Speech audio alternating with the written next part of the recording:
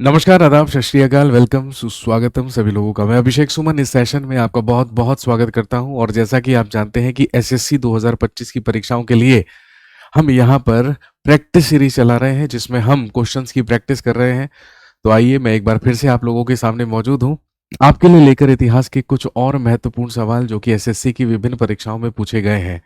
जी, आज हमारे पास टॉपिक है सबसे पहला वैदिक एज यानी कि वैदिक पीरियड, वैदिक काल। उसके बाद जैन धर्म और बौद्ध धर्म, जैनिज्म एंड बुद्धिज्म। इन्हीं से रिलेटेड क्वेश्चंस के बारे में हम यहाँ पर चर्चा करने वाले हैं। तो चलिए सेशन को स्टार्ट करते हैं। जल्दी से ज़्यादा इसे शेयर कर दीजिए और ज़्यादा से ज़्यादा सब्सक्राइब कर लीजिए। चलिए आगे बढ़ते हैं। सबसे पहला सवाल आज के सेशन के लिए, सबसे पहले हम कवर करेंगे वैदिक एज यानी कि वैदिक पीरियड। और आप अच्छी तरीके से जानते हैं ईसा के जन्म से 1500 साल पहले जब भारत में आर्यंस या आर्यों का आगमन हुआ तो उन्होंने ही यहाँ पर आकर भारत के उत्तर और उत्तर पश्चिमी क्षेत्र पर एक सिविलाइजेशन शुरू की which is considered as the rural civilisation, जिसको हम वैदिक सिविलाइजेशन या वैदिक सभ्यता के नाम से जानते हैं। और इस वैदिक पीरियड का जो कुल काल है या पीरियड है वो 1500 बीसी से लेकर 600 बीसी यानी कि ये 900 साल का पीरियड है। ये जो शब्द है वैदिक, ये बना है वेद से। और आप जानते हैं वेद का मतलब होता है ज्ञान, नॉलेज। और ज्ञान वही देगा जिसके पास ज्ञान होगा, जो ज्ञानी होगा। और जो ज्ञानी होगा वो डेफिनेटली हमसे श्रेष्ठ होगा, सुपीरियर होगा। इसीलिए आर्य का मतलब ही सुपीरियर होता है, क्योंकि इसी काल में हमारे वेदों की रचना हुई है। इसीलिए हम इसको वैदिक पीरियड या वैदिक एज के नाम से जानते हैं। चलिए इससे रिलेटेड सबसे पहला सवाल आपकी स्क्रीन पर ये रहा। Consider the following statements in the context of the Vedas. वेदों के संदर्भ में निम्नलिखित कथनों पर विचार कीजिए। तो यहां पर दो स्टेटमेंट्स दी गई हैं जिसे आपको वेदों के संदर्भ में क्या करना है, कंसीडर करना है। सबसे पहला है द वेदास आर कॉल्ड श्रुति। वेदों को श्रुति कहा जाता है। क्या ये बात सत्य है? दोस्तों आप जानते हैं कि वैदिक पीरियड के बारे में जानकारी का जो सबसे इंपॉर्टेंट सोर्स होता है दैट इज वैदिक लिटरेचर। उसे हम क्या कहते हैं? वैदिक साहित्य। और वैदिक लिटरेचर, वैदिक साहित्य में ही हम इंक्लूड करते हैं अपने वेदों को। और आप जानते हैं वेदों की संख्या 4 है जिन्हें श्रुति भी कहा जाता है। श्रुति का मतलब है कि जो सुना जाए। और आप जानते होंगे यही वो चीज है जो कि बाकी ग्रंथों से वेदों को अलग बनाती है। वेदों को श्रुति भी कहा जाता है, ये बात पूरी तरीके से सत्य है। इसके अलावा वेदों के हमारे पास ब्राह्मण ग्रंथ होते हैं जो हमें वैदिक काल के बारे में जानकारी देते हैं। इसके बाद हमारे पास वनों में रचे गए ब्राह्मण ग्रंथ जो कहलाते हैं आरण्यक भी होते हैं। और साथ में हमारे पास उपनिषद भी होते हैं। वैदिक काल में शिष्य गुरु के समीप बैठकर जो ज्ञान लिया करते थे उन्हीं को उपनिषद कहा गया है, जो कि उप जमा निषद शब्दों से मिलकर बना है। इसके बाद दिया है the Rigveda consist of 10 mandals. Rigveda में 10 मंडल हैं। तो आप जानते हैं कि हमारे वेदों की संख्या 4 है। There are 4 Vedas. हमारे पास 4 वेद हैं जिनमें से सबसे पुराना ही माना जाता है ऋग्वेद। एक कहलाता है सामवेद, एक कहलाता है यजुर्वेद और एक कहलाता है अथर्ववेद।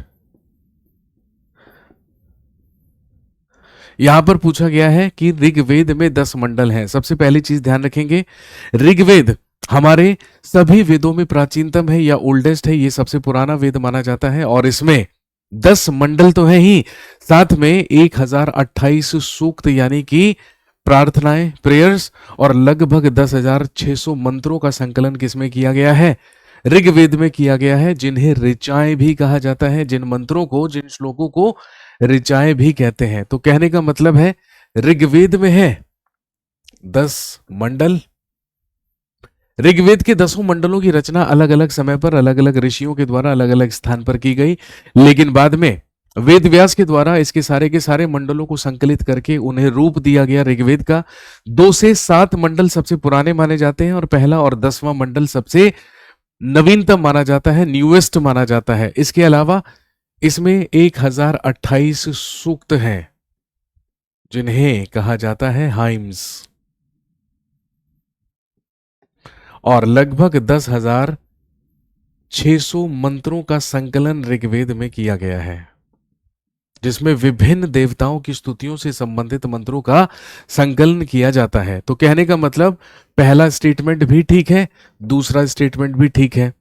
ऑप्शन दिए हैं neither one nor two, only two, both one and two और ओनली वन। तो हम सब जानते हैं दोनों स्टेटमेंट सही है। Right answer will be both one and two. That is option C is the right answer for this question. अगला सवाल देखिए, विच ऋग्वैदिक god is considered and intermediatory between god and man. किस ऋग्वैदिक देवता को ईश्वर और मनुष्य के बीच मध्यस्थ माना जाता है? सबसे पहले नाम दिया है इंद्र। तो आप जानते हैं कि इंद्र के नाम का उल्लेख भी ऋग्वेद में किया गया है, जिसे पुरंदर कहा गया है, यानी कि दुर्ग तोड़ने वाला योद्धा। तो आप कह सकते हैं कि ऋग्वेद में योद्धा देवता किसको बताया गया है?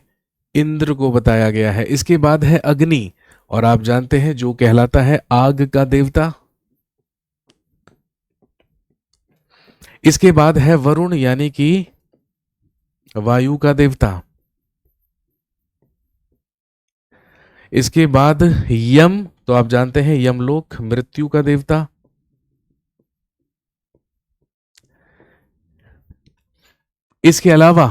इसके अलावा सोम शब्द का भी उल्लेख किया गया है 9वें मंडल में, और आप जानते हैं सोम को भी एक प्रकार का पौधा बताया गया है, प्लांट बताया गया है, जिससे एक रस की प्राप्ति होती है, जिसे सोम रस कहा जाता है। लेकिन इन चार ऑप्शंस में से अगर हम बात करें तो ईश्वर और मनुष्य के बीच मध्यस्थ किसे माना गया है? तो ध्यान रखेंगे that is Agnidev. Option B is the right answer for this question. आग का देवता या अग्निदेव को ही ईश्वर और मनुष्य के बीच में इंटरमीडिएटरी माना गया है या मध्यस्थ माना गया है एज पर आर वैदिक लिटरेचर। अगला सवाल, अकॉर्डिंग टू द आश्रम सिस्टम ऑफ वैदिक life which of the following was the third stage of life. वैदिक जीवन की आश्रम प्रणाली के अनुसार निम्नलिखित में से जीवन का तीसरा चरण कौन सा था?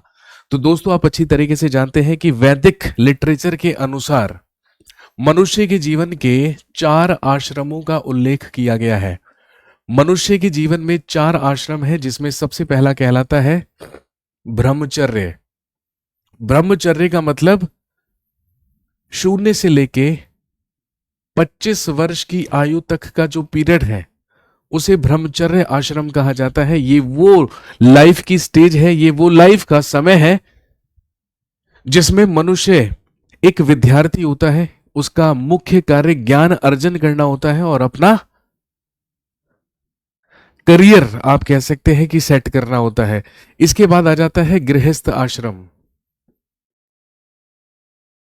यानी कि 26 वर्ष से लेकर 50 वर्ष तक की आयु मनुष्य की गृहस्थ आश्रम की होती है, जिसमें वो घर गृहस्थी में क्या रहता है, बिजी रहता है, अपने घर बार को संभालता है, अपने घर का संचालन करता है।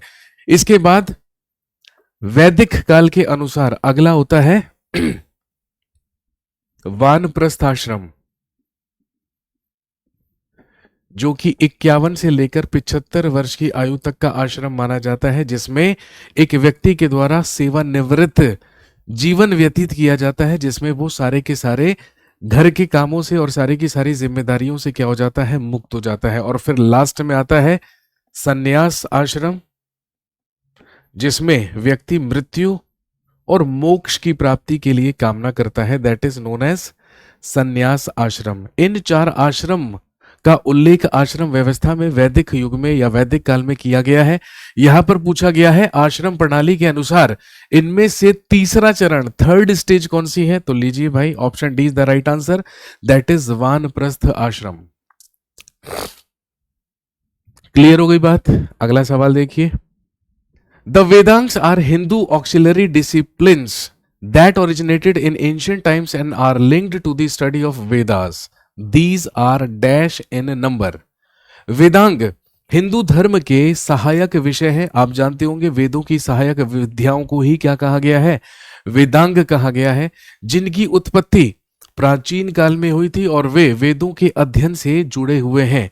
इनकी संख्या कितनी है? ऑप्शंस में है 5, 7, 4 और 6।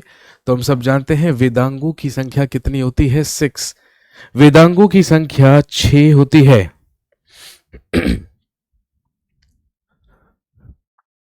और आप जानते होंगे हमारे 6 वेदांग कौन कौन से हैं। सबसे पहले शिक्षा, उसके बाद कल्प, उसके बाद व्याकरण, के बाद ज्योतिष। शिक्षा, कल्प, व्याकरण, ज्योतिष, एक याद रखेंगे छंद, और एक होता है निरुक्त। वेदों की सहायक विद्याओं को ही वेदांग कहा गया है, जो बेसिकली वेदों के ही विभिन्न विषयों से संबंधित है। इनकी कुल संख्या 6 होती है, जो कि शिक्षा, कल्प, व्याकरण, ज्योतिष, छंद और निरुक्त कहलाते हैं। अगला सवाल देखिए। अकॉर्डिंग टू द वर्ण system that was prevalent in the Vedic period, which of the following was not a वर्ण? वैदिक काल में प्रचलित वर्ण व्यवस्था के अनुसार निम्नलिखित में से कौन सा एक वर्ण नहीं था? अब सबसे पहला सवाल आपसे पूछेंगे कि बताइए मनुष्य की वर्ण व्यवस्था का उल्लेख हमें सबसे पहले कहां से मिलता है? तो ध्यान रखेंगे वर्ण व्यवस्था का सबसे पहला या प्रथम उल्लेख हमें ऋग्वेद से मिला है। ऋग्वेद में 10 मंडल हैं और ऋग्वेद का जो 10वां मंडल है, ध्यान रखेंगे इसकी रचना ऋषि महासूक्त्य के द्वारा की गई थी, और इसी में ऋषि महासूक्त्य के द्वारा मनुष्य के 4 वर्णों का उल्लेख किया गया। और ऐसा कहा गया आदि पुरुष के मुख से उत्पन्न हुए लोग ही क्या कहलाते हैं? ब्राह्मण कहलाते हैं। जिनकी उत्पत्ति भुजाओं से हुई है वो कहलाते हैं क्षत्रिय।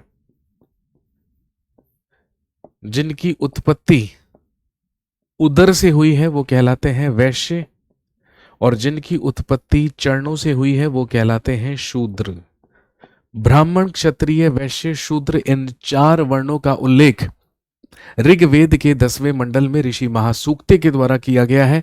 ऑप्शन में दिया है ब्राह्मण, क्षत्रिय, समिति और वैश्य। तो हम सब जानते हैं समिति is not at all a part of वर्ण सिस्टम, या वर्ण व्यवस्था का कोई संबंध नहीं है समिति से। चौथा वर्ण शूद्र है, जो कि ऑप्शन में नहीं दिया गया है। बाकी तीनों के तीनों जो वर्ण हैं वो आपके ऑप्शन में दिए गए हैं। अगला सवाल देखेंगे। Which among the following was not a part of the 3 sections of the ऋग्वैदिक tribe? निम्नलिखित में से कौन ऋग्वैदिक जनजाति के 3 वर्गों का हिस्सा नहीं था? अब ध्यान रखेंगे, अगर हम ऋग्वैदिक जनजाति के 3 वर्गों के बारे में बात करें तो वो 3 वर्ग बताए गए हैं।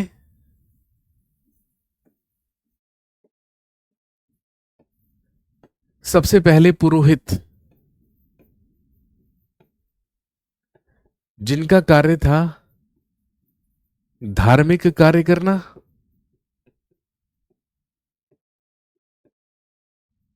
एवं ज्ञान प्रदान करना।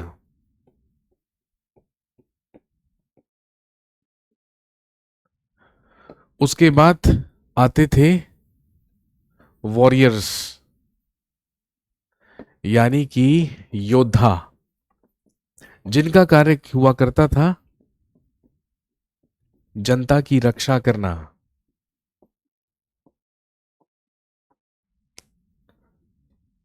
पहला पुरोहित वर्ग हुआ करता था, जिनका कार्य धार्मिक कार्य करना हुआ करता था। इसके बाद ध्यान रखेंगे, इसके बाद आते थे साधारण लोग,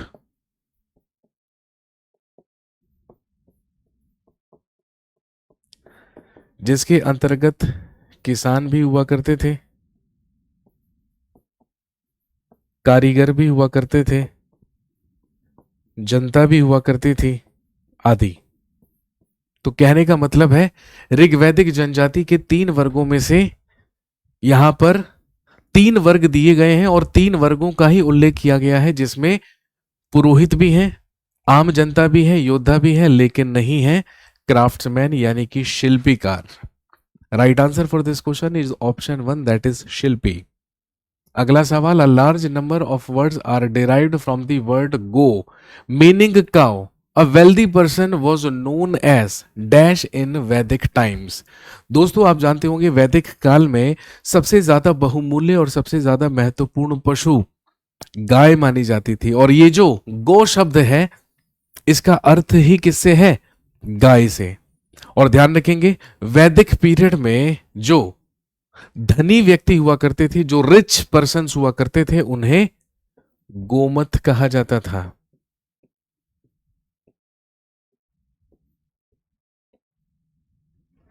वैदिक काल में धनी व्यक्तियों को, रिच पीपल को ही क्या कहा जाता था? गोमत कहा जाता था। और ध्यान रखेंगे ये शब्द गोमती से आया है, ये शब्द बना है गोमती से।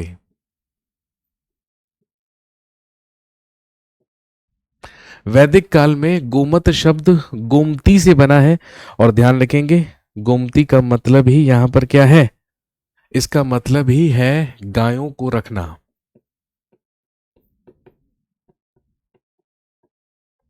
इसका मतलब ही है गायों को रखना।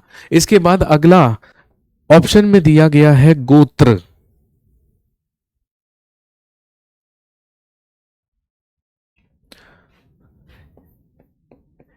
एक ही पूर्वज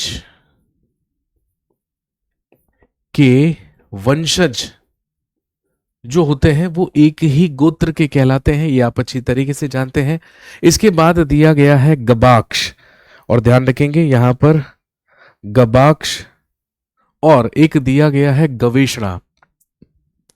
गवेषणा का मतलब होता है गायों की खोज। एक गवाक्ष दिया गया है जो कि गौ शब्द से नहीं बना है। इसका मतलब right answer is Gomat. Gomat ही वो लोग हुआ करते थे जो धनी व्यक्ति कहलाते थे वैदिक पीरियड में। अगला सवाल देखेंगे, हाउ मैनी मंडल्स वर इन ऋग वैदिक संहिता। ऋग वैदिक संहिता में कितने मंडल हैं? तो अभी अभी मैंने आपको बताया ऋग्वेद में मंडलों की संख्या है 10। ऋग्वेद में 10 मंडल हैं, जिसमें से सबसे पुराने मंडल हैं 2 से लेकर 7, और सबसे नए मंडल हैं 1 और 10। और ध्यान रखेंगे 10 मंडलों को असेंबल या संकलित करने का काम किसके द्वारा किया गया? कृष्ण द्वैपायन वेद व्यास के द्वारा। वेद व्यास के द्वारा ही 10 मंडलों को संकलित करने का काम किया गया था। अगला सवाल देखिए, विच of the following is the earliest literary record of Indian culture. निम्नलिखित में से कौन सा भारतीय संस्कृति का प्राचीनतम साहित्यिक अभिलेख है? यजुर्वेद, ऋग्वेद, अथर्ववेद और सामवेद। तो हम सब जानते हैं इन चारों वेदों में सबसे पुराना प्राचीनतम माना जाता है ऋग्वेद। ऋग्वेद अगर प्राचीनतम है तो आपसे यह भी तो पूछा जा सकता है कि हमारे चारों वेदों में नवीनतम वेद कौन सा है, न्यूएस्ट वेदा कौन सा है? तो ध्यान रखेंगे अथर्ववेद को माना जाता है नवीनतम वेद, यानी कि सबसे नया, न्यूएस्ट। अगला सवाल, Asikni which was a part of Sapta Sindhu is the name of which of the following rivers in present times. Asikni जो कि सप्त सिंधु का एक भाग थी, वर्तमान समय में निम्नलिखित में से किस नदी का नाम है? तो आप जानते हैं कि भाई सप्त सैंधव क्षेत्र में जो 7 नदियां हुआ करती थी उनके प्राचीन काल में या वैदिक काल में अलग अलग नाम हुआ करते थे। सबसे पहले ऑप्शन में दिया है झेलम। तो आप जानते होंगे झेलम को वैदिक पीरियड में कहा जाता था वितस्ता। झेलम नदी का प्राचीन नाम क्या है? वितस्ता। इसके बाद दिया गया है व्यास। तो आप सब जानते हैं व्यास ही क्या कहलाती थी? बिपाशा।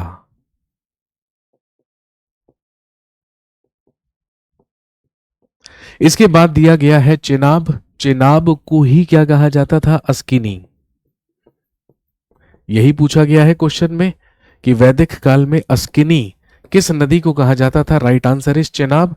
अगला दिया है रावी। तो रावी कहलाती थी पुरुषिणी नदी। रावी नदी को वैदिक काल में पुरुषणी नदी कहा जाता था।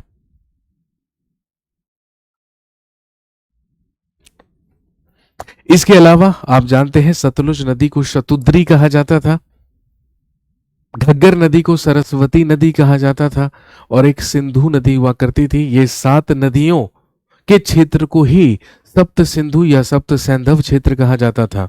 अगला सवाल, which of the following Vedas is found in 2 recensions black and white and is full of rituals to be performed publicly or individually? निम्नलिखित में से कौन सा वेद है जो कि कृष्ण और शुक्ल 2 पाठ भेद में उपलब्ध है और उसमें सार्वजनिक या व्यक्तिगत रूप से की जाने वाले अनुष्ठान विधियों का वर्णन किया गया है? अनुष्ठान किस में होता है? यज्ञ में होता है, यजना में होता है। और ध्यान रखेंगे यजु का मतलब ही क्या होता है? यज्ञ। कहने का मतलब यजुर्वेद की अगर हम बात करें तो ध्यान रखेंगे यजुर्वेद ही बना है यजु शब्द से। यजु का मतलब ही क्या होता है? यज्ञ। और ध्यान रखेंगे यजुर्वेद ही है जो कि कृष्ण यजुर्वेद और शुक्ल यजुर्वेद में विभाजित है। यही पूछा गया है एग्जाम में। Right answer is Yajurveda. लेकिन यजुर्वेद में मंत्र किससे संबंधित है? तो ध्यान रखेंगे इसमें यज्ञों के नियम एवं अन्य धार्मिक क्रियाओं से संबंधित मंत्र हैं।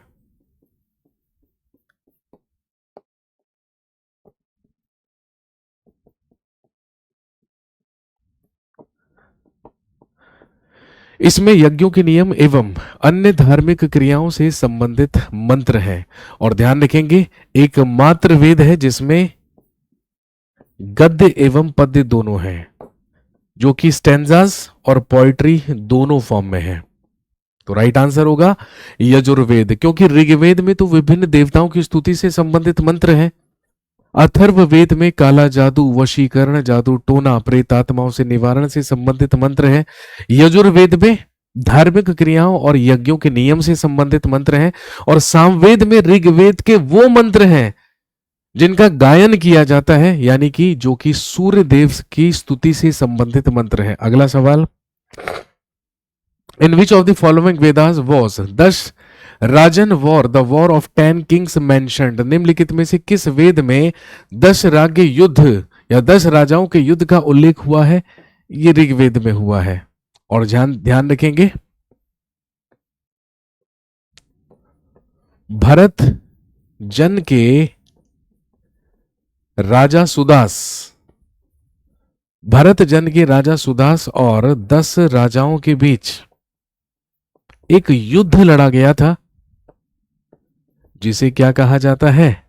जिसे 10 राज्य युद्ध कहा जाता है। और ध्यान रखेंगे ये युद्ध रावी नदी यानी कि पुरुषणी नदी के किनारे लड़ा गया था।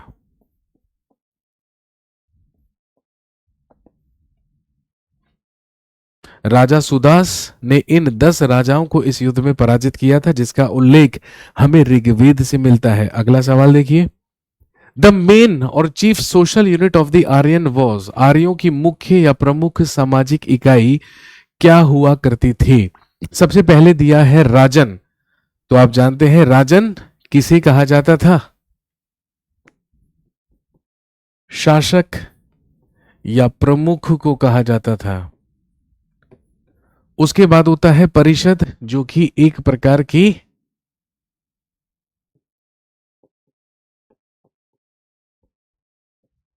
राजनैतिक इकाई हुआ करती थी। यहां पर पूछा गया है सामाजिक इकाई। एक हुआ करता था गण, एक हुआ करता था गण जो कि एक जनजातीय समूह को कहा जाता था। लेकिन आप जानते हैं लोगों की सामाजिक सबसे छोटी इकाई को ही क्या कहा जाता था? जन कहा जाता था। फिर जब कई सारे जन आपस में मिले तो उन्हें जनपद कहा जाने लगा। और जब कई सारे जनपद आपस में मिले तो 6ठी शताब्दी ईसा पूर्व में उन्हें महाजनपद कहा जाने लगा। तो जन वैदिक काल की सबसे छोटी सामाजिक इकाई मानी जाती है। अगला सवाल देखेंगे, which of the following four Vedas contains a collection of magic spells and charms to fend off evil spirits and diseases. चार वेदों में से किसमें बुरी आत्माओं और बीमारियों से बचने के लिए जादू मंत्र और तंत्र मंत्र का संग्रह है? अभी अभी हमने बात की, हमारा सबसे नवीनतम वेद जो कहलाता है अथर्व वेदा या अथर्व वेद। The पूर्व मीमांसा school of philosophy was founded by dash in ancient India.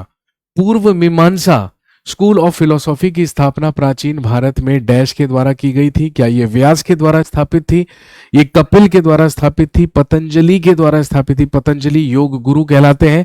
ध्यान रखेंगे ये स्थापित थी जैमिनी के द्वारा, इसकी स्थापना जैमिनी के द्वारा की गई थी। इंडिया वॉज नेम्ड भरत या Bharat after the name of the Bharat clan. In which of the following Vedas is the first और is the clan first mentioned? Bharat वंश के नाम पर इंडिया का नाम भारत रखा गया है। निम्नलिखित में से किस वेद में इस वंश का सर्वप्रथम उल्लेख मिलता है? अभी थोड़ी देर पहले मैंने आपको बताया कि ऋग्वेद में 10 राग युद्ध का वर्णन मिलता है, जो कि पुरुषनी नदी या रावी नदी के किनारे भरत जन के राजा सुदास, तो भरत जन का उल्लेख ऋग्वेद में हुआ है। Rigveda is the right answer. Bharat जन का ही तो राजा हुआ करता था सुदास, और उसी भरत जन के नाम पर हमारे देश का नाम पड़ा है भारत। यह जानकारी हमें कहां से मिलती है? ऋग्वेद से मिलती है। जबकि महाभारत के अनुसार दुष्यंत और शकुंतला के पुत्र हुए प्रतापी राजा सम्राट भरत, जिनके नाम पर हमारे देश का नाम पड़ा भारतवर्ष। जैन मान्यताओं के अनुसार जैन धर्म के सबसे पहले तीर्थंकर ऋषभ देव के सबसे बड़े पुत्र हुए भरत, उनके नाम पर हमारे देश का नाम पड़ा है भारतवर्ष। यानी कि भारत नाम का उल्लेख हमें 3 सोर्सेस से मिलता है, एक ऋग्वेद से, एक महाभारत से और एक जैन ग्रंथों से या जैन टेक्स्ट से। अगला सवाल देखें, language of the Aryan text was, आर्य ग्रंथों की भाषा कौन सी थी? अर्ध मगधी या प्राकृत भाषा, जो कि 6वीं शताब्दी ईसा पूर्व में बोली जाती थी। प्राकृत भाषा भी पर्शियन, संस्कृत। तो हम सब जानते हैं वेदों की भाषा संस्कृत मानी जाती है, जो कि भारत की सबसे प्राचीन भाषा मानी जाती है। भारत की सबसे पुरानी भाषा ही मानी जाती है संस्कृत। अगला सवाल, एज पर द ऋग्वैदिक और अर्ली वैदिक पीरियड 1500 से 1000 BC who among the following was a river goddess? ऋग्वैदिक या प्रारंभिक वैदिक काल में 1500 से 1000 ईसा पूर्व के अनुसार निम्नलिखित में से कौन सी एक नदी देवी थी? ऑप्शन दिए हैं अग्नि, सिंधु, एरिका या उषा। तो हम सब जानते हैं वैदिक काल की सबसे पवित्र नदी तो सरस्वती मानी जाती थी, लेकिन देवीय नदी किसे माना गया है? सिंधु को या इंडस, जिसको बाद में ग्रीक्स के नाम या ग्रीक के द्वारा नाम क्या दिया गया था? इंडस। इसी को दैवीय नदी माना जाता था। लेकिन अगर आपसे पवित्रतम नदी पूछे तो ध्यान रखेंगे वो मानी जाती थी सरस्वती, और सरस्वती को ही वैदिक काल में क्या कहा गया है? नदीतम कहा गया है। नदीतम का मतलब है नदियों में श्रेष्ठ। अगला सवाल देखिए, in the Rigveda there is a hymn in the form of a dialogue between sage Vishwamitra and 2 rivers that were worshipped as goddess. Which are these rivers? Rigveda में ऋषि विश्वामित्र और देवी के रूप में पूजा की जाने वाली 2 नदियों के बीच संवाद है, या संवाद के रूप में एक भजन है। ये नदियां कौन सी हैं? ऋषि विश्वामित्र ऋग्वेद के 10वें मंडल या 10 मंडलों में से ऋग्वेद का जो तीसरा मंडल है उसकी रचना ऋषि विश्वामित्र के द्वारा ही की गई थी, और ऋग्वेद के तीसरे मंडल में ही ऋषि विश्वामित्र ने गायत्री मंत्र का उल्लेख किया है। और आप जानते हैं गायत्री मंत्र समर्पित है किसको? सावित्री को। ये सावित्री को समर्पित है, लेकिन गायत्री मंत्र का इस्तेमाल सूर्य देव की स्तुति के लिए किया जाता है। और ध्यान रखेंगे ऋग्वेद में ही ऋषि विश्वामित्र के द्वारा 2 नदियों के बीच के संवाद की बात की गई है, जो है ब्यास नदी और सतलुज नदी। ब्यास का मतलब बिपाशा, सतलुज का मतलब शतुद्री। अगला सवाल, which of the following statements about the gotra practice in ancient India is true? प्राचीन भारत में गोत्र प्रथा के बारे में इनमें से कौन सा कथन सत्य है? Man and women were expected to marry within the same gotra. पुरुषों और महिलाओं से एक ही गोत्र में शादी करने की अपेक्षा की जाती थी। बिल्कुल भी नहीं, ये तो आज भी पॉसिबल नहीं है। आज भी सेम गोत्र में शादियां नहीं होती हैं। People belonging to the same gotra were regarded as the descendants of the person after whom the gotra was named. समान गोत्र के लोग उस व्यक्ति के वंशज माने जाते थे जिसके नाम पर गोत्र का नाम रखा गया था। जी हाँ, बिल्कुल यही बात सही है। वुमेन रिटेन्ड देयर फादर्स गोत्र आफ्टर मैरिज। महिलाओं ने शादी के बाद अपने पिता के गोत्र को बराबर रखा। जी नहीं, शादी के बाद पति का गोत्र ही उसका गोत्र है। ईच गोत्र was named after a famous king. प्रत्येक गोत्र का नाम एक प्रसिद्ध राजा के नाम पर रखा गया है। जी नहीं, ये विभिन्न ऋषियों के नाम पर है। अगला सवाल, Purusha Sukta is a hymn from which Veda. Purusha Sukta किस वेद का एक मंत्र संग्रह है? अथर्ववेद, यजुर्वेद, ऋग्वेद या सामवेद?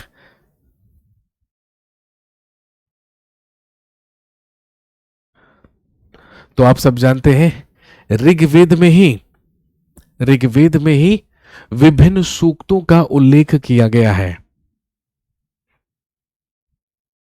और आप जानते हैं सूक्तों की संख्या कितनी है? 5, या जिन्हें पंच सूक्त कहा जाता है। वैदिक काल के अनुसार सूक्तों की संख्या 5 है, जो कि कहलाते हैं पंच सूक्त। और ये कहलाते हैं, सबसे पहला पुरुष सूक्त, उसके बाद विष्णु सूक्त, एक कहलाता है भू सूक्त, एक कहलाता है नीला सूक्त। पुरुष सूक्त, विष्णु सूक्त, भू सूक्त, नीला सूक्त और एक कहलाता है श्री सूक्त। इनका उल्लेख भी हमें कहां से मिलता है? ऋग्वेद से मिलता है।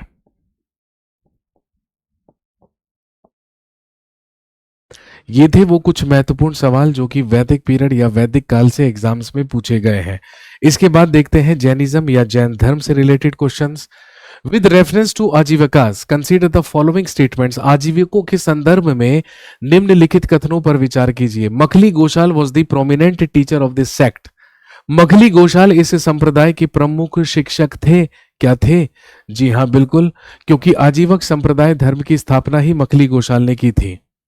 वर्धमान जब 30 वर्ष की आयु में अपने बड़े भाई नंदीवर्धन से आज्ञा लेकर जिन्होंने गृह त्याग किया, तो उनकी मुलाकात मखली गोशाल से हुई, जो 6 वर्षों तक इनका अनुयायी बनकर इनके साथ रहा, लेकिन 6 वर्षों के बाद इनका साथ छोड़कर चला गया और इसी ने आजीवक संप्रदाय धर्म की स्थापना की। ये बात बिल्कुल ठीक है। Ajivika believed in the fatalism. Which of the above statement is correct? Ajivaka भाग्यवाद में विश्वास करते हैं। जी बिल्कुल। जहां एक तरफ जैन धर्म और बौद्ध धर्म को कर्मवादी धर्म माना गया है, वहीं पर भाग्यवादी धर्म माना जाता है आजीवक संप्रदाय। और मगध में मौर्य साम्राज्य का दूसरा शासक बिंदुसार भी आजीवक संप्रदाय का ही अनुयायी हुआ करता था। ये स्टेटमेंट दोनों ठीक है। Both A and B, option A is the right answer. अगला सवाल, Mahavir Jayanti celebrates the birthday of lord Mahavir who is dash tirthankara of Jainism. तो हम सब जानते हैं जैन धर्म के 24वें तीर्थंकर और वास्तविक संस्थापक हुए हैं महावीर स्वामी, जिनका वास्तविक नाम वर्धमान था। इनके पिता सिद्धार्थ थे, जो कि ज्ञात्रिक कुल के थे, और इनकी माता त्रिशला थी, जो कि लिच्छवी वंश की थी। इन्होंने 30 वर्ष की आयु में गृह त्याग किया अपने बड़े भाई नंदीवर्धन से आज्ञा लेकर, और फिर लगभग 12 वर्षों तक कठोर तपस्या करने के बाद इन्हें 42 वर्ष की आयु में कैवल्य या महाज्ञान की प्राप्ति हुई। जुम्बिक ग्राम में ऋजुपालिका नदी के तट पर एक साल वृक्ष के नीचे। और आप जानते हैं उसी के बाद ये क्या कहलाए? महावीर स्वामी कहलाए, जो कि जैन धर्म के वास्तविक संस्थापक और अंतिम या 24वें तीर्थंकर माने जाते हैं। अगला सवाल, the Jain temple at Pattadakal या Pattadakal was built by dash. Pattadakal में जैन मंदिरों का निर्माण करवाया गया था किसके द्वारा? सबसे पहले ऑप्शन में दिया है चालुक्य। तो आप जानते हैं चालुक्य कर्नाटक के बीजापुर के पास बादामी में शासन किया करते थे और एक चालुक्य गुजरात में शासन किया करते थे।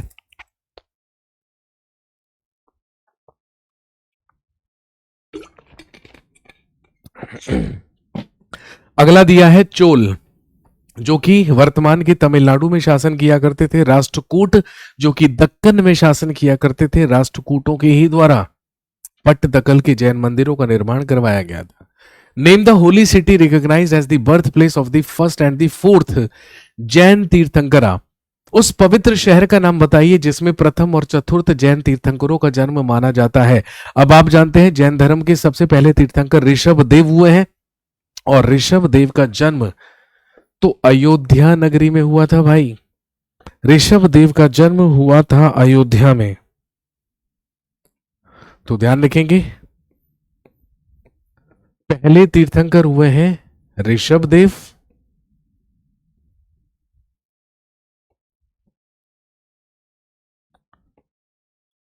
और फोर्थ या चौथे तीर्थंकर हुए हैं अभिनंदन नाथ।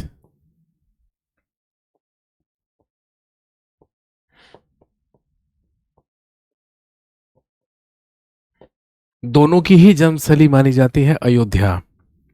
अगला सवाल, अब कुछ questions related to Buddhism. Jain धर्म से ज्यादा सवाल पिछले कुछ वर्षों में नहीं पूछे गए हैं, लेकिन बुद्धिज्म से काफी सवाल हैं जो कि एग्जाम्स में पूछे गए हैं। विच of the following describes the Medhi part in Buddhist structure. निम्नलिखित में से कौन सा विकल्प बौद्ध स्थापत्य में मेधी भाग का वर्णन करता है? अब आपको पता होना चाहिए कि भाई साहब मेधी का संबंध किससे है? स्तूप से। स्तूप के विभिन्न भागों में से ही एक मेधी भी कहलाती है, जो बेसिकली ऑप्शन में है the circular terrace between the railing and the dome. Railing और गुंबद के बीच एक गोलाकार छत। अगला दिया है स्तूपों के सामने अनुष्ठानिक प्रवेश द्वार, संरचना को घेरने के लिए एक नीची दीवार, या फिर संरचना के शीर्ष पर स्थित छतरी के आकार की संरचना किसे मेधी कहा जाता है? और आप जानते होंगे कि ये रेलिंग और गुंबद के बीच में एक गोलाकार छत होती है जो कि परिक्रमा करने के लिए इस्तेमाल में लाई जाती है, जिसे मेधी कहा जाता है। Which of the following statements is are correct in context of Buddhist architecture? बौद्ध वास्तुकला के संदर्भ में निम्नलिखित में से कौन सा या कौन से कथन सही है? सबसे पहले है उद्देशिका स्तूप एक स्मारक के रूप में बनाया गया। परिभोगिका स्तूप में बुद्ध के दफन किए गए शारीरिक अवशेष हैं। भरहुत स्तूप इज सिचुएटेड इन उत्तर प्रदेश। भरहुत स्तूप तो भाई मध्य प्रदेश में है। ओनली 1 and 2, सिर्फ पहला और दूसरा।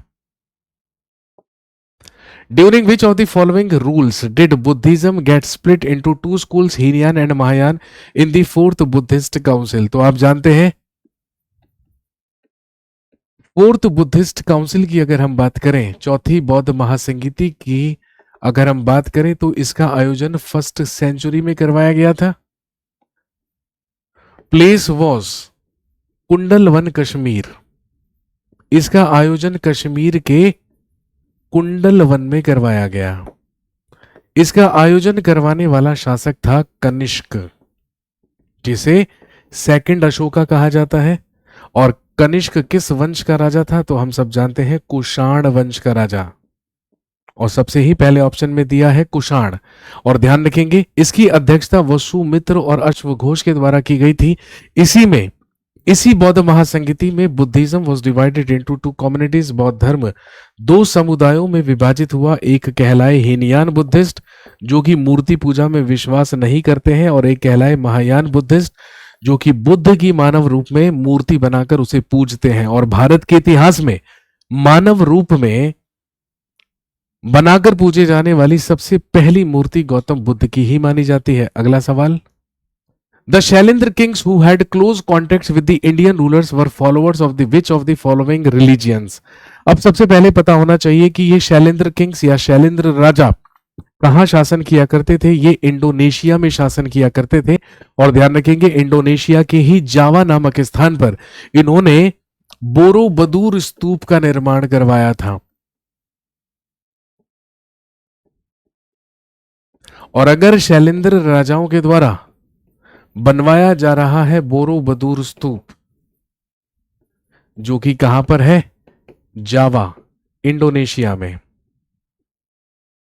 तो स्वाभाविक सी बात है, स्तूप का संबंध किससे है? बुद्धिज्म से, बौद्ध धर्म से।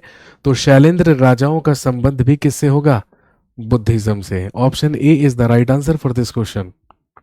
अगला सवाल, stupas are a symbol of which of the following religions? Stupa निम्नलिखित में से किस धर्म का प्रतीक है? बौद्ध धर्म का।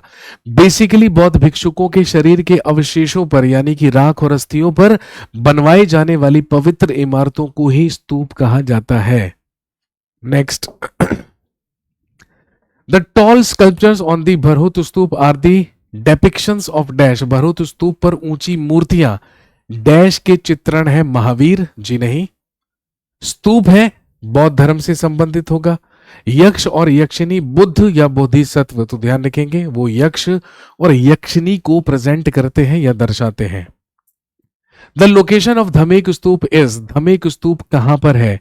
तो दोस्तों आप जानते हैं धमेक स्तूप का निर्माण कभी सम्राट अशोक ने अपने शासनकाल में करवाया था।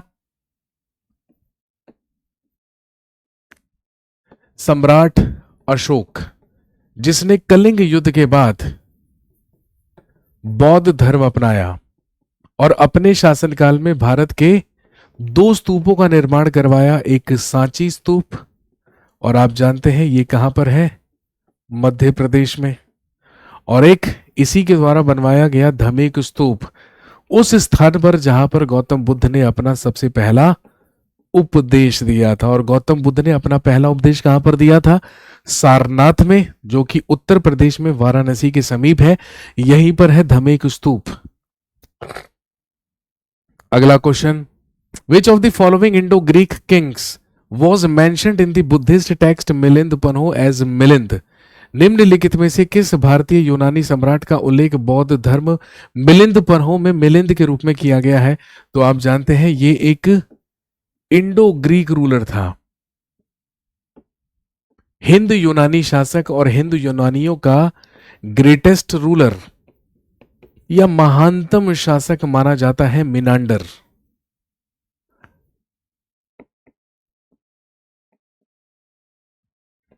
और इसी मिनांडर को मिलिंद पन्हो में क्या कहा गया है? मिलिंद कहा गया है। और मिनांडर के बारे में यह जानकारी मिलती है कि he adopted Buddhism in India, इसने भारत में आकर बौद्ध धर्म अपनाया।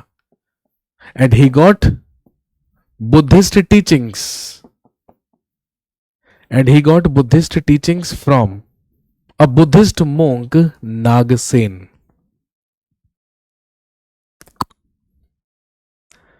इसने भारत में आकर बौद्ध धर्म अपनाया था और बौद्ध भिक्षुक नागसेन से बौद्ध धर्म की शिक्षा ली थी।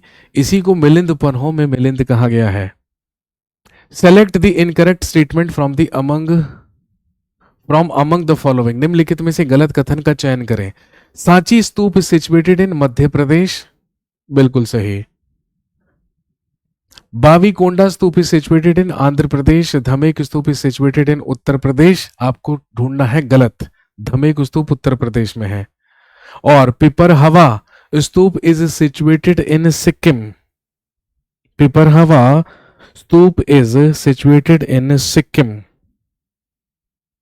बावीकोंडा स्तूप आंध्र प्रदेश में है, बिल्कुल ठीक है, लेकिन लास्ट में दिया है पिपरहवा स्तूप इज इन सिक्किम। पिपरहवा स्तूप सिक्किम में है? जी नहीं, पिपरहवा स्तूप भी कहां पर है? उत्तर प्रदेश में है। गलत स्टेटमेंट है ऑप्शन डी, क्योंकि पिपरहवा स्तूप भी उत्तर प्रदेश में है। विच of the following is the largest stupa in India? Bharat का सबसे बड़ा स्तूप निम्नलिखित में से कौन सा है? केसरिया स्तूप, शांति स्तूप, सांची स्तूप या महास्तूप? केसरिया स्तूप जो कि बिहार में है is considered as the biggest stupa of India. अगला, who among the following has written the biography of Buddha Buddha Charit? निम्नलिखित में से किसने बुद्ध की जीवनी बुद्ध चरित लिखी है? तो ध्यान रखेंगे ये अश्व घोष के द्वारा लिखी गई है। Who was a court poet of Kanishka. Kanishka के दरबार में ये दरबारी कवि हुआ करते थे। कब? फर्स्ट सेंचुरी में, कुषाण वंश में। इन्हीं के द्वारा लिखी गई है बुद्ध चरित।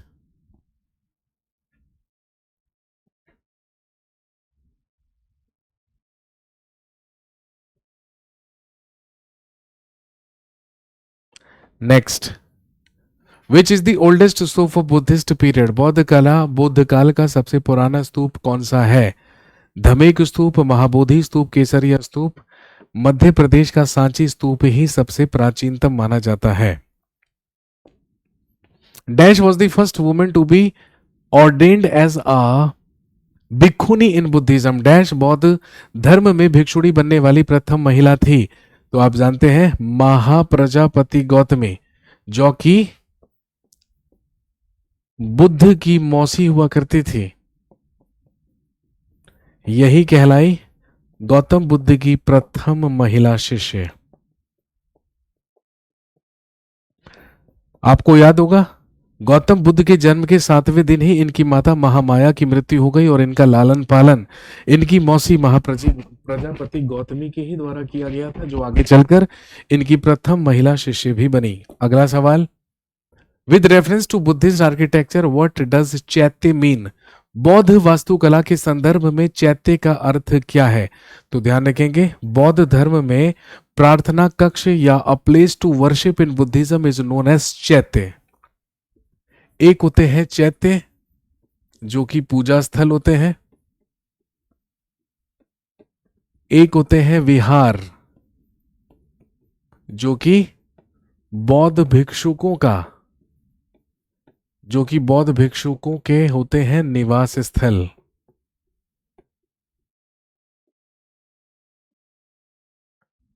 एक होते हैं स्तूप, शरीर के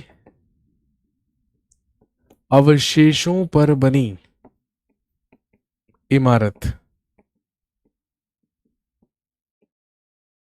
और एक होते हैं मठ जहां पर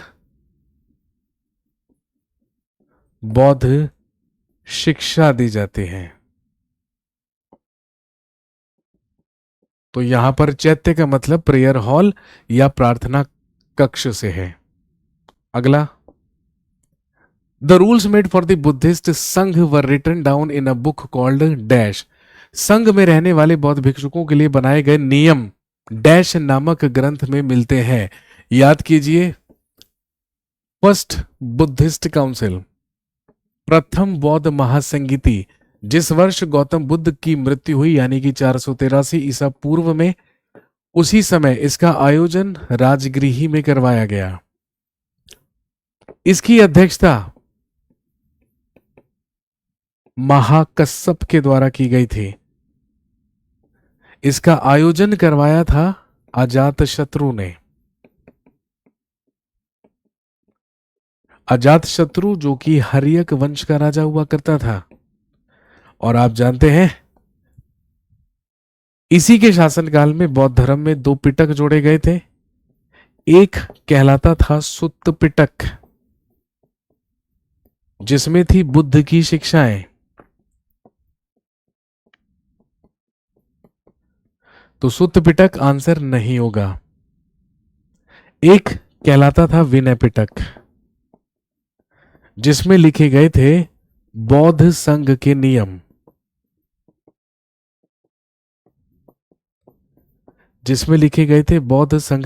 वही पूछा गया है। Vinaya Pitaka is the right answer. तीसरा पिटक अशोक ने जोड़ा था जो कि अभिधम्म पिटक कहलाता है। इसे तीसरी बौद्ध महासंगीति के दौरान जोड़ा गया था।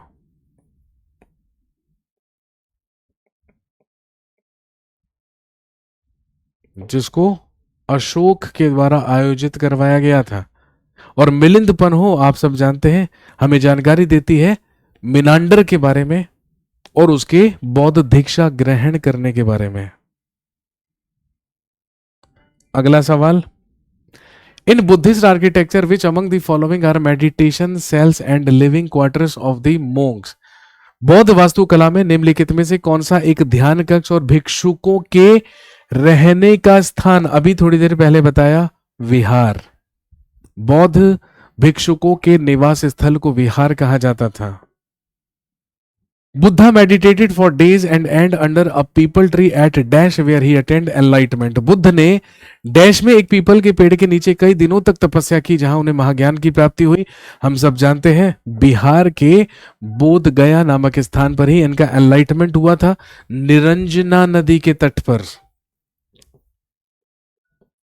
एक वट वृक्ष, पीपल वृक्ष के नीचे।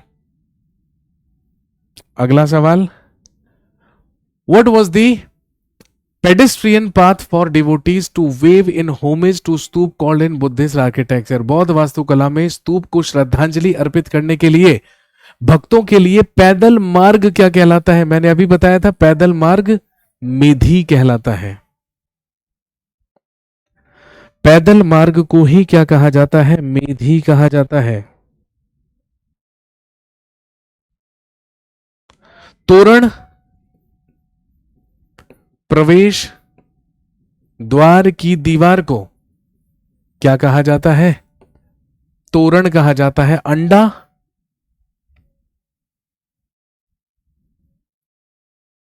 जो कि गोलार्ध स्तूप होता है उसी को अंडा कहा जाता है। और छत्र एक प्रकार की वर्ग रेलिंग होती है जिसका इस्तेमाल किया जाता है एक स्तूप में। ये एक प्रकार की वर्ग रेलिंग होती है जिसको क्या कहा जाता है? जिसको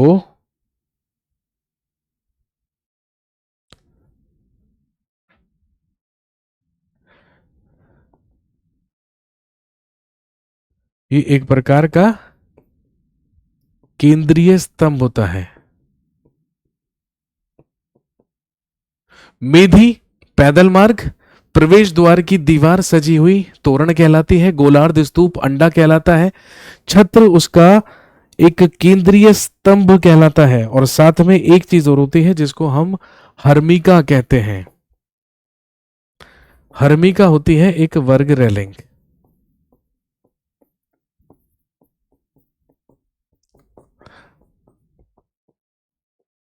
अगला सवाल, रामभर स्तूप which marks the site where Lord Buddha was cremated is situated in which of the state of India. Rambhar stupa वह स्थान है जहां भगवान बुद्ध का अंतिम संस्कार किया गया था। भारत के किस राज्य में स्थित है? उत्तर प्रदेश। आप जानते हैं भगवान बुद्ध की मृत्यु उत्तर प्रदेश के ही कुशीनगर या कुशीनारा में हुई थी। The lion capital was built to commemorate the historical event of dash of Buddha. Lion capital का निर्माण बुद्ध के डैश यानी कि ऐतिहासिक घटना की स्मृति में बनाया गया था। आप जानते हैं लॉयन कैपिटल कहां से प्राप्त हुआ? सारनाथ से। और सारनाथ वो स्थान है जहां पर गौतम बुद्ध ने अपना फर्स्ट सरमन या अपना प्रथम उपदेश दिया था। उसी को तो क्या कहते हैं? अगला, विच of the following statements is correct. इनमें से कौन सा कथन सही है? गौतम बुद्ध शाक्य गण के नाम से जाने जाते थे या जाने वाले एक छोटे गण से संबंधित थे और एक क्षत्रिय थे। बिल्कुल, इसीलिए तो इन्हें क्या कहा जाता है? शाक्य मुनि कहा जाता है। इनके पिता शुद्धोधन शाक्य गण के ही क्षत्रिय हुआ करते थे। Gautam Buddha pass away at Kushinara. Gautam Buddha का कुशीनगर या कुशीनारा में निधन हो गया। बिल्कुल ठीक है, बोथ 1 and 2। अगला सवाल देखिए, the earliest Buddhist text were written in. सबसे पहले बौद्ध ग्रंथ लिखे गए थे पाली भाषा में। और आप जानते हैं गौतम बुद्ध ने अपने सर्वाधिक उपदेश पाली भाषा में ही दिए थे, श्रावस्ती में। The Gandhara school of art was influenced by the art form which of the following European countries. आप जानते हैं जब चौथी बौद्ध महासंगीति का आयोजन हुआ तो फर्स्ट सेंचुरी में ही हीनयान और महायान में बुद्धिस्ट बटे। महायानों ने गौतम बुद्ध की मूर्तियां बनाई। और आप जानते हैं भारत में बुद्ध की मूर्तियां बनाने की 2 महत्वपूर्ण कलाएं हुआ करती थी। एक कहलाती थी मथुरा शैली, जो कि पूर्णतः स्वदेशी हुआ करती थी, और एक कहलाती थी गांधार शैली। और ये जो गांधार शैली थी, इसको अडॉप्ट किया गया था ग्रीस से, यानी कि यूनान से। ग्रीस, यूनान। तो दोस्तों, ये थे वो कुछ महत्वपूर्ण सवाल, कुछ महत्वपूर्ण क्वेश्चंस जो कि रिलेटेड थे वैदिक एज, जैनिज्म और बुद्धिज्म से। आई होप आपको सेशन में मजा आया होगा। ज्यादा से ज्यादा इसको शेयर कीजिए, सब्सक्राइब कीजिए, नोटिफिकेशन एनेबल कीजिए। आपसे मिलते हैं अगले सेशन में। Thank you very much, have a nice day. शुक्रिया, धन्यवाद, जय हिंद।